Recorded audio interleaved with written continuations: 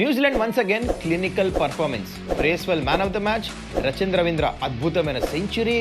New Zealand కన్విన్సింగ్గా గెలిచి బంగ్లాదేశ్నే కాదు పాకిస్తాన్ని కూడా ఛాంపియన్స్ ట్రోఫీ నుంచి బయటకి చేసేశారు. కానీ న్యూజిలాండ్ ఇంకా India become the first two teams officially to qualify for the semifinals of Champions trophy.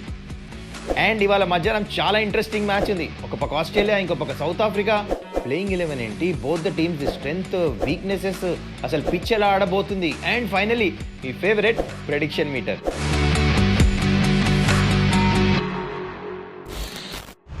నమస్కారం, welcome to Suman's dugout.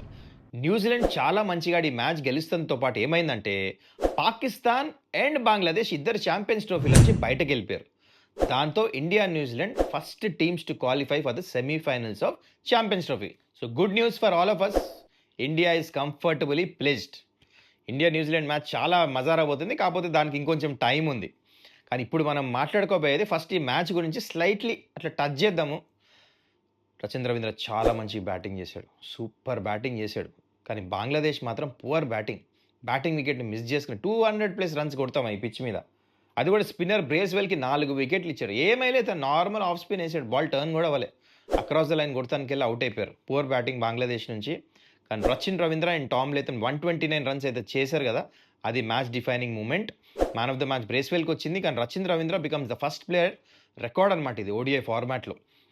Is the only player to score ODI world కప్లో సెంచరీ ఫస్ట్ మ్యాచ్, అంత champions ట్రోఫీలో కూడా first match century. Beautiful record. Future of New Zealand అద్భుతంగా century కొట్టాడు. నాకైతే చాలా నచ్చింది. స్టైలిష్ కవర్ డ్రైవ్స్, ఆ స్ట్రైట్ డ్రైవ్స్. వాళ్ళ ఫాదర్ తెలుసు కదా, రాహుల్ ద్రావిడ్ని ఇంకా సచిన్ ఇద్దరు పేరు కలిపి పెట్టింది. దాన్ని కరెక్ట్ అని ప్రూవ్ చేసుకుంటున్నాడు. ఆ స్ట్రైట్ డ్రైవ్స్ కానీ, బ్యాక్ ఫుట్ పంచ్ కానీ, రాహుల్ ద్రావిడ్ లాగా వెరీ నైస్ బ్యాటింగ్. చాలా impressed. And I'm a fan of Rachin Ravindra's batting. ఫ్యూచర్లో చాలా మంచి ప్లేయర్ అవుతాడని నాకైతే చాలా నమ్మకం ఉంది. మీరేమంటారు కింద కమెంట్ అయితే చేయండి అబౌట్ హిస్ నాక్. ఎనీవేస్, ఈ మ్యాచ్ గురించి అంతే, ఇంకా మాట్లాడుకోవడానికి ఏం లేదు. అస్సలు మనం మాట్లాడుకుందాం ఎక్కడంటే ఇవాళ మధ్యాహ్నం ఉంది కదా మ్యాచ్, చాలా ఇంట్రెస్టింగ్ మ్యాచ్ అది. ఆస్ట్రేలియా ఇంకా మనకు తెలుసుగా సౌత్ ఆఫ్రికా. ఎందుకంటే రావుల్పిండి ఇదే గ్రౌండ్లో ఆడుతున్నారు. అండ్ మీ కండిషన్స్ కూడా తెలుసు ఒకవేళ ఈ మ్యాచ్ చూస్తుంటే నిన్నటిది. So it's going to be very interesting. చాలా క్లోజ్ గేమ్ ఎక్స్పెక్ట్ చేస్తున్నాను నేనైతే. అయితే ఈ మ్యాచ్ గురించి మాట్లాడే ముందు, అంటే ప్లేయింగ్ 11 ఇదంతా, ఫస్ట్ మీకు gentle reminder once again, don't forget to subscribe to my channel. మీరు సబ్స్క్రైబ్ చేసి లైక్ చేస్తే ఏమవుతుందంటే అల్గరిథం పుష్ చేస్తుంది వీడియోని. So that will be very helpful. So don't forget to subscribe and like and share. ఇదంతా చాలా important. Please do that. ఇప్పుడే వెళ్ళిపోండి, టైం వేస్ట్ చేసి నొక్కేసేయండి బటన్. ఫస్ట్ మనం సౌత్ ఆఫ్రికా ప్రాబబుల్ ప్లేయింగ్ 11 చూద్దాం. అయితే ఇది ప్రాబబుల్ ప్లేయింగ్ 11. దీంట్లోంచి సౌత్ ఆఫ్రికా స్ట్రెంగ్త్స్ నన్ను అడిగితే నాకు ఫస్ట్ అనిపించేది వాళ్ళ ఫాస్ట్ బౌలింగ్. రబాడా, ఎంగిడి వీళ్ళందరూ చాలా మంచిగా, అంటే they know how to bowl. ఇలాంటి ఫ్లాట్ పిచ్చెస్లో కూడా వాళ్ళు మంచి డెవలప్ చేశారు. ఈ మధ్య వైట్ బాల్తో చాలా మంచిగా ఇస్తున్నారు. అది ఒక స్ట్రెంగ్త్. ఇంకో స్ట్రెంగ్త్ వచ్చేసి వీళ్ళ మిడిల్ ఆర్డర్ బ్యాట్స్మెన్ వాండెడ్ హుసేన్ నాకు చాలా ఇష్టం. తను మంచిగా ఇన్నింగ్స్ని కంట్రోల్ చేస్తాడు. టాల్ బ్యాట్స్మెన్, స్పిన్నర్స్ని ఫాస్ట్ బౌలర్స్ మంచిగా ఆడతాడు. ప్లస్ రాయల్ రికల్ట్ అనేది ఫామ్లో ఉన్నాడు ఓపెనర్. ఈ రెండు వీళ్ళకి బ్యాటింగ్లో స్ట్రెంగ్త్. అండ్ వీళ్ళ వీక్నెసెస్ వచ్చేసి మన అందరికీ తెలుసు, స్పిన్నర్స్ లేరు వీళ్ళకి మిడిల్ ఓవర్స్లో.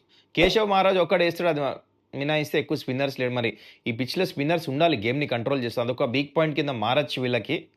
అండ్ ఇంకో weakness henry Klaasen injury concern. ఇప్పుడైతే ప్రాబబుల్ ప్లేయింగ్ 11లో పెట్టట్లేదు, ఎందుకంటే ఆ ఇంజురీ హీల్ అవుతుందా లేదా ఎవరికి తెలియదు, వాళ్ళ ఫిజియోకి తప్పించి. తను ఆడపోతే మాత్రం ఇది చాలా వీక్నెస్. ఎందుకు హెన్రీ క్లాసెన్ ఉంటే ఎట్లా కొడతాడు 6లు. సో అందుకనే ఆడపోతే మాత్రం ఇది ఒక వీక్నెస్.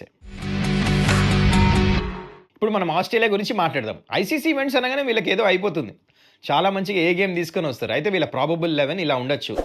సో ప్రాబబుల్ 11 చూసిన తర్వాత నాకేమనిపిస్తుంది అంటే వీళ్ళ స్ట్రెంగ్త్స్ ఒకటే అనిపిస్తుంది. ఏంటంటే వీళ్ళ batting. Last match Travis Head కొట్టకుండానే వీళ్ళు 350+ రన్స్ చేజ్ చేశారు. ఎంత మంచిగా ఆడాడు ఇంగ్లీష్ బ్యాటింగ్ మీకు తెలుసు కదా. ఈవెన్ లాస్ట్లో వచ్చి మ్యాక్స్వెల్ కూడా చాలా మంచిగా ఫినిష్ చేశాడు మ్యాచ్ని. సో దర్ బ్యాటింగ్ మళ్ళీ స్ట్రాటజీస్ మాత్రం చాలా మంచిగా ఉంది, రైట్ ఆఫ్ చేస్తానికి లేదు. కానీ వీళ్ళ వీక్నెసెస్ వచ్చి వీళ్ళ బౌలింగ్. అది ఫాస్ట్ బౌలింగ్ అయినా స్పిన్నర్స్ అయినా. ఒక్క అడమ్ జాంపా ఉన్నాడు అంతే, అది మినాయిస్తే they don't have good bowling. Nathan Ellis ఉన్నాడు కానీ లాస్ట్ మ్యాచ్ అంత మంచి రిధంలో లేడు. ఇంగ్లాండ్తో 350 కన్సీడ్ చేశారు రన్స్ వీళ్ళు. సో అందుకనే వీళ్ళ బౌలింగ్ మాత్రం వీక్నెస్. ఒకవేళ వీళ్ళు సెకండ్ బౌలింగ్ వేశారనుకోండి, మరి సౌత్ ఆఫ్రికా బ్యాట్స్మెన్ని ఆపుతారా లేదా బిగ్గెస్ట్ క్వశ్చన్ మార్క్ కింద మారచ్చు. సో ఈ మ్యాచ్ పిచ్ గురించి చెప్పాలంటే జనరల్ ఇది చాలా మంచి batting pitch, Rawalpindi pitch. 300 average score అనమాట. జనరల్లీ బ్యాటర్స్ చాలా ఎంజాయ్ చేస్తారు. కాపోతే నిన్నే అయితే మ్యాచ్ చూసామో don't take that into the account. వేరే పిచ్‌లో ఆడుతున్నారు. ఇంకా మంచి బ్యాటింగ్ పిచ్ ఉండొచ్చు. నిన్న బంగ్లాదేశ్ సరిగ్గా బ్యాటింగ్ చేయలే. కానీ ఇక్కడ both the teams are very solid. మంచిగా ఆస్ట్రేలియా ఇంకా సౌత్ ఆఫ్రికా అందుకు కూడా మంచి రన్స్ వస్తాయి అనిపిస్తుంది నాకు. అండ్ టాస్ గెలిస్తే సెకండ్ బ్యాటింగ్ చేస్తమే బెటర్. ఇంకా అన్ని మ్యాచ్‌లు గోయింగ్ ఫార్వర్డ్. పాకిస్తాన్‌లో డ్యూ వస్తుంది. డ్యూ రాపోయినా టెంపరేచర్ కొంచెం తగ్గిన తర్వాత పిచ్ బైండ్ అయిపోయి డెఫినెట్‌లీ మధ్యాహ్నం కంటే రాత్రి బ్యాటింగ్ మంచిగుంది. సాయంత్రం అండర్ లైట్స్ బాల్ బ్యాట్ మీదకొస్తుంది. So that is it. ఇక స్పిన్నర్లు కాస్త ఎక్కువ డామినేట్ చేస్తారు ఈ గ్రౌండ్‌లో. స్టాట్స్ అయి చెప్తున్నాయి ఏంటంటే 60% స్పిన్నర్స్ వికెట్ తీస్తారు. 40% fast bowlers. So it favours more spinners and fast bowlers ఈ వెన్యూ. కానీ it's high scoring venue. Ground పెద్దగా ఉంటుంది. సిక్స్‌లు కొడతాం అంత ఈజీ ఉండదు. సైడ్ బౌండరీస్ కూడా 70 ఆడ్ మీటర్స్ ఉన్నాయి. కానీ పిచ్ విషయానికి వస్తే మాత్రం బ్యాటర్స్ ఎంజాయ్ చేస్తారు. యావరేజ్ స్కోర్ వచ్చేసి 300.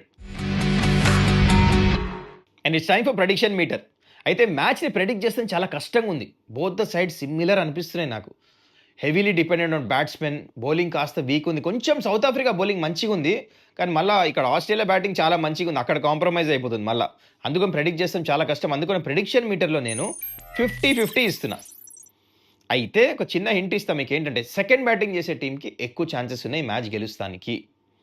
ఎందుకంటే I don't think so runs ఆపచ్చేమో ఈ గ్రౌండ్‌లో అని చెప్పేసి. సెకండ్ బ్యాటింగ్ కొంచెం ఈజీ అవుతుంది. అండ్ ఆస్ట్రేలియా దగ్గర చాలా మంచి బ్యాటర్స్ ఉన్నారు. సౌత్ ఆఫ్రికా దగ్గర కూడా చాలా మంచి బ్యాటర్స్ ఉన్నారు. అందుకని సెకండ్ బ్యాటింగ్ చేసే టీమ్‌కి స్లైట్‌లీ అడ్వాంటేజ్ ఉంటుంది మ్యాచ్ గెలుస్తానికి. మరి మీరు చెప్పండి ఈ మ్యాచ్ ఎవరు గెలవబోతున్నారు? ఆస్ట్రేలియానా? సౌత్ ఆఫ్రికానా? According to you who is going to win this match? కింద కమెంట్ అయితే చేయండి. మళ్ళా కలుద్దాం నెక్స్ట్ వీడియోలో. Till then take care. Bye bye. టాటా. Don't forget to subscribe to my channel.